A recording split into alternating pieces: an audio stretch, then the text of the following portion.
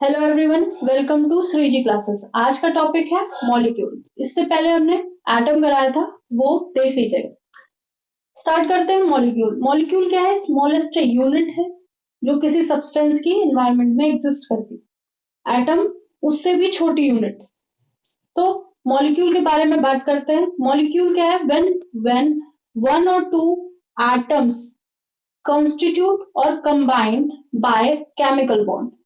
क्या है कि when two or more atoms connected by chemical bond, एक से ज्यादा बॉन्ड जब कनेक्ट होंगे एक दूसरे से, कोई भी चीज है, जैसे ये मॉलिक्यूल एटम ए है और ये एटम बी है, जब ये दोनों एक दूसरे से कंबाइन करेंगे, एक दूसरे से कनेक्ट करेंगे बाय केमिकल बॉन्ड, इनके बीच में कोई बॉन्डिंग होगी, उस बॉन्ड से कनेक्ट करेंगे, तो ये क्या फॉर्म करेंगे? मॉलिक्यूल फॉर्म करेंगे। सेकेंड है molecule forms a smallest unit of substance. Molecule जो भी है वो हमारा स्मॉलेस्ट यूनिट ऑफ सब्सटेंस बताता है।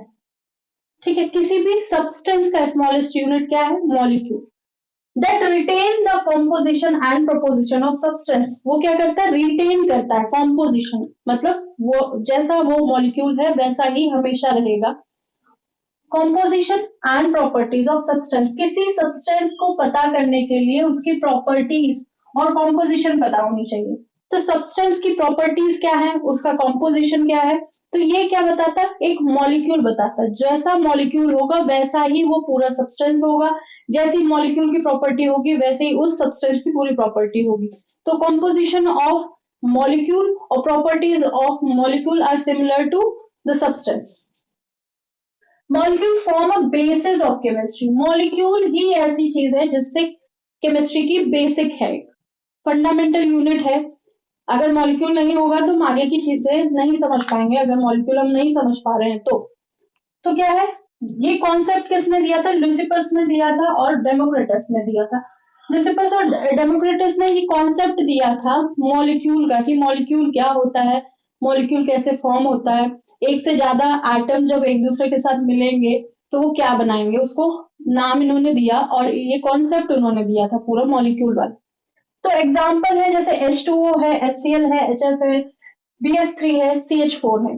तो सबसे पहला एग्जाम्पल ले लेते हैं हम वाटर। वाटर क्या है? H2O।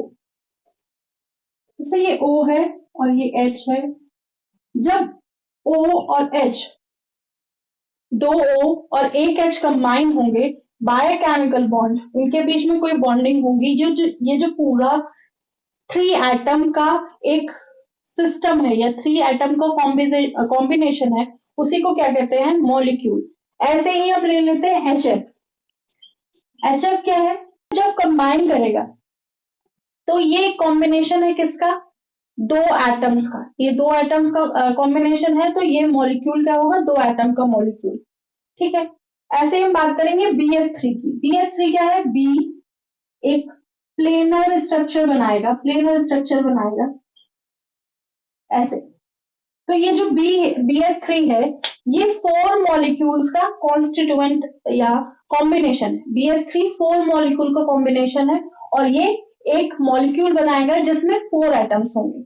तो ये BF3 क्या है? एक मॉलिक्यूल है जिसमें फोर एटम्स है। एंड सिमिलरली CH4 है। CH4 क्या है? एक मॉलिक्यूल है जिसको मीथेन बोलते हैं और मीथेन में क्या है? फाइव एटम है। चलो, एक मॉलिक्यूल है। CH4 जो मॉलिक्यूल है वो कितने एटम्स के कॉम्बिनेशन से बना है? फाइव एटम के कॉम्बिनेशन से CH4 बना। तो मॉलिक्यूल की ये डेफिनेशन रही। मॉलिक्यूल कैसे बनता है, क्या है, कैसा है और किसने ये कॉन्सेप्ट दिया, वो सारी चीजें हमने यहाँ देख लिया।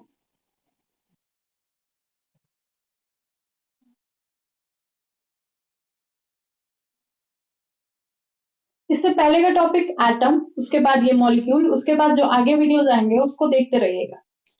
इस चैनल को सपोर्ट करिएगा। Thank you.